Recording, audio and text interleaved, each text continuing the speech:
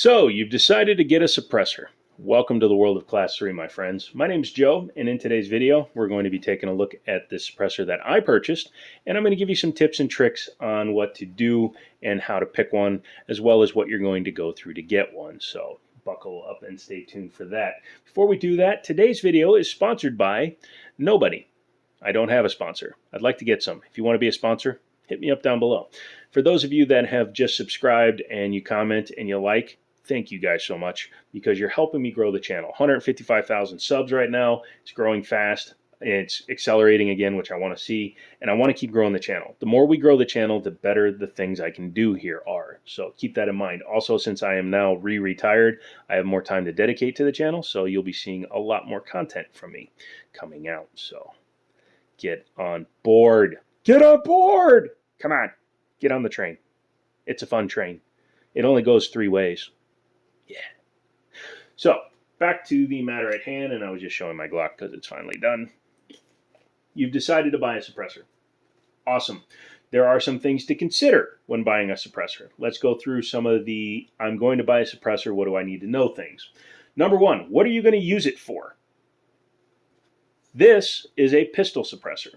I bought a pistol suppressor because I wanted a pistol suppressor. 90% of what I do on this channel is pistols. I have plenty of rifles, plenty of long guns, plenty of shotguns. However, 90% of what I do is pistol. I like pistols.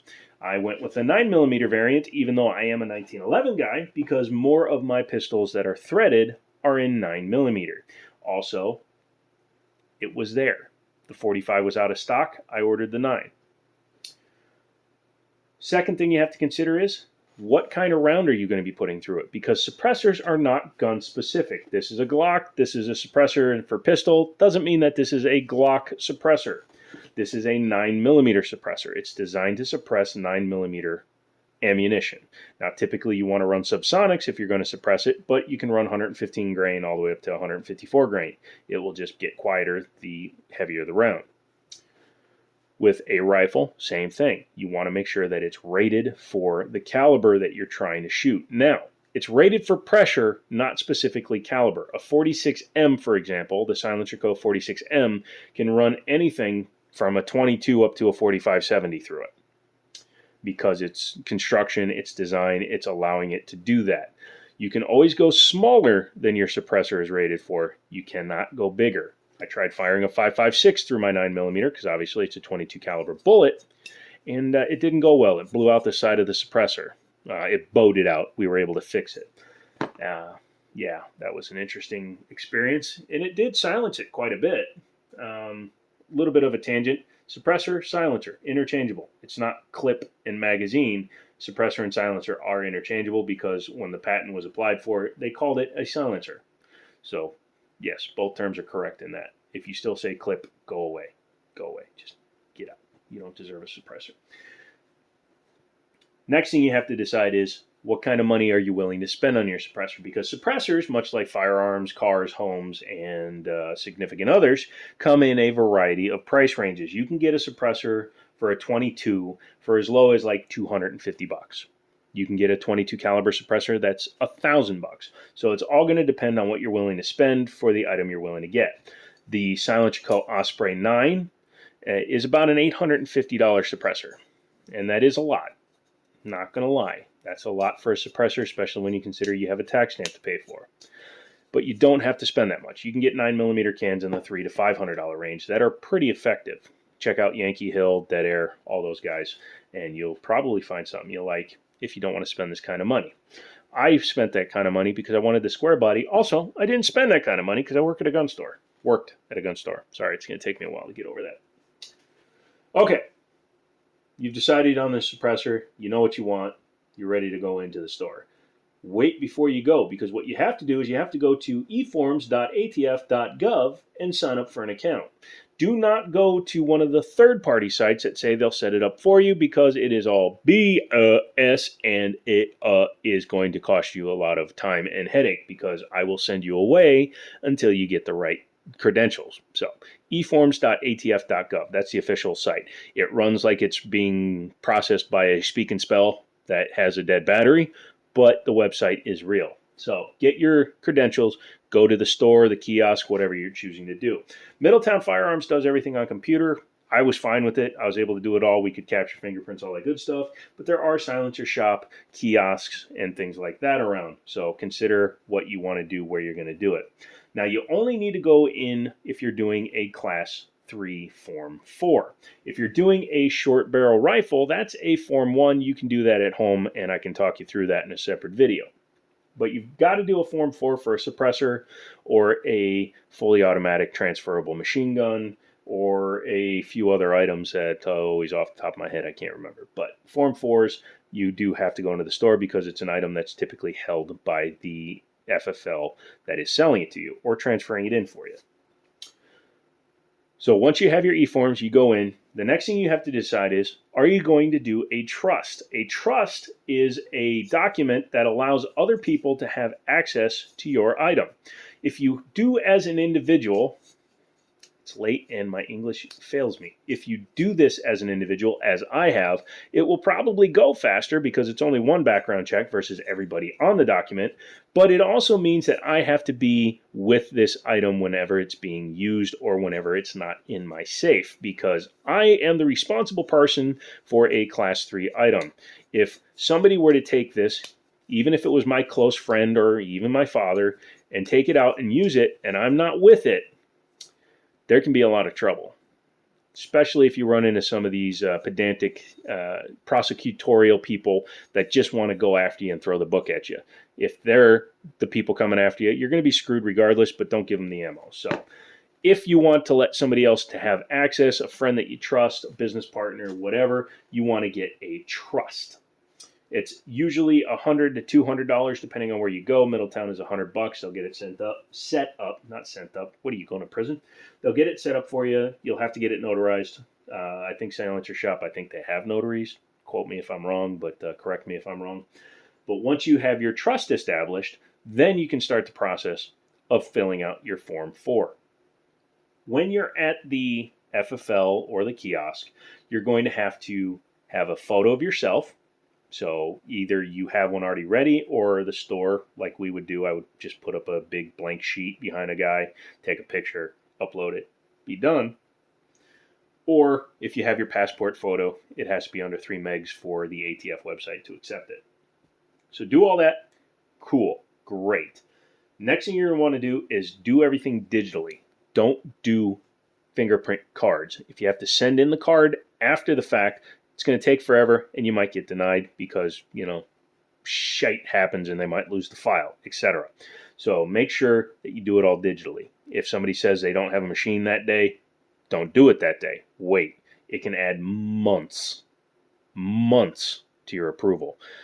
My buddy Sam got his SBR paperwork back in 27 days. My other coworker, he took a lot longer.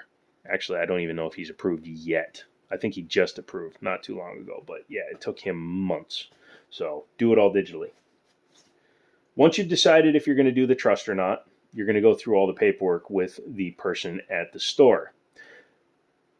Here's a little bit of a stopping point. Okay.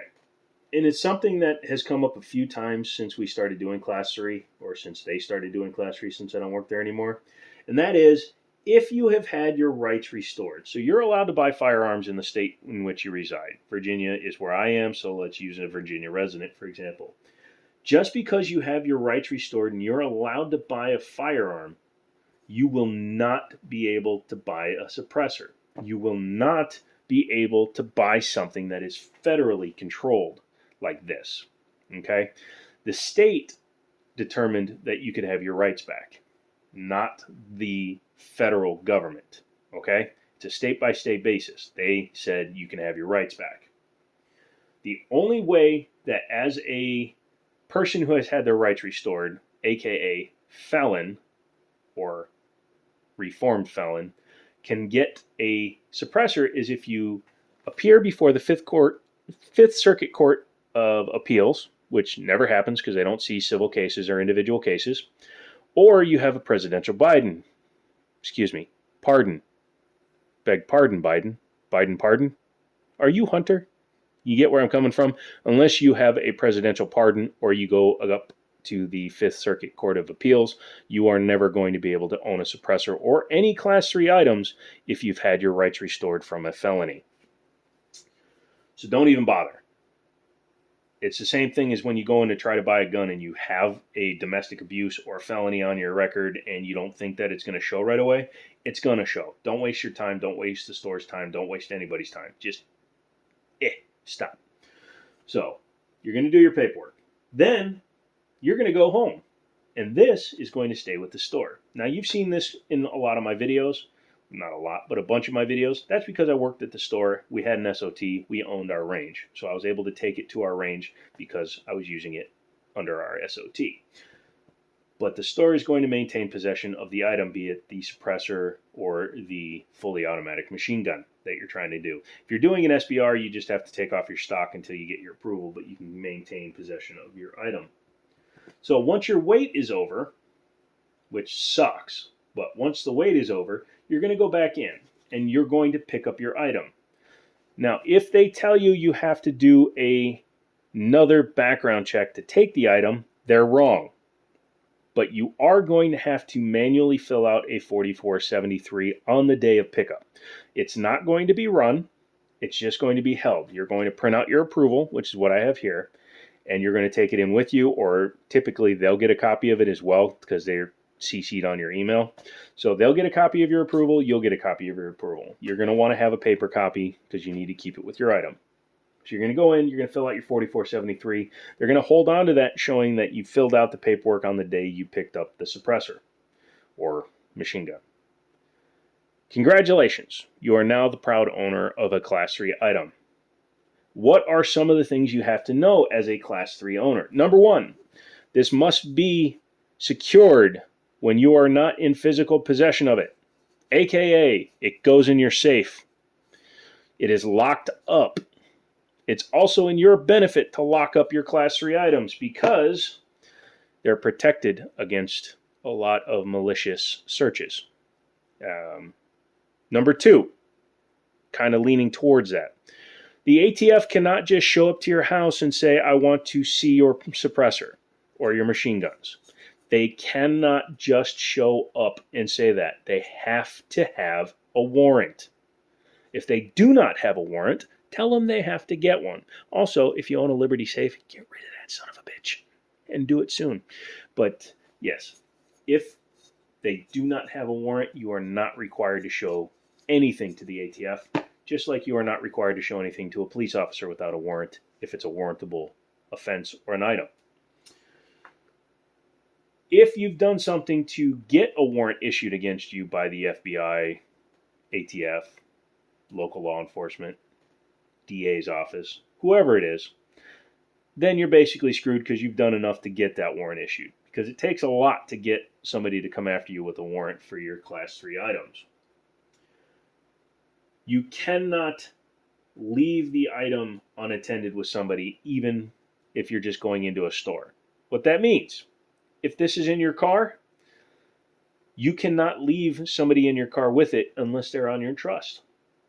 And again, it takes an overzealous law enforcement agent to enforce that, but by the letter of the law, if you leave this in a car with your girlfriend, for example, or boyfriend, whatever, whichever way you swing,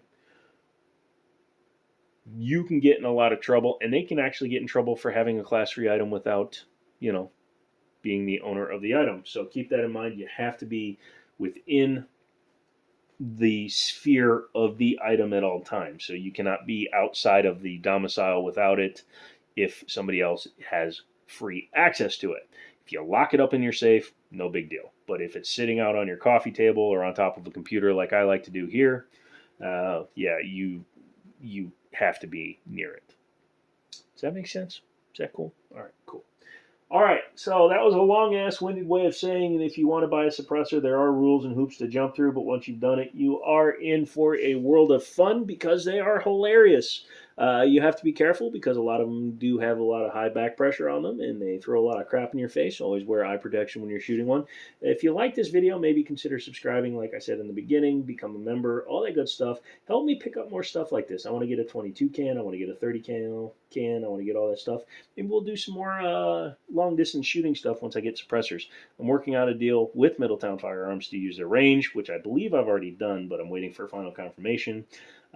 Once I get that confirmation back, then we will discuss it further. But yeah, hopefully I'll still have a place to shoot locally. Me and Daniel will be going out to our favorite gun club that isn't owned by somebody locally, and we'll be doing some filming tomorrow as well. So come back for that. I'll be doing some videos on the Freedom Upper from Unique ARs, all that good stuff. I love you guys so much. Thank you so much for coming this far. If you made it this far, type clip-a-zine in the comments to show me you made it. And, as always, Flying Glock. I'll talk to you later.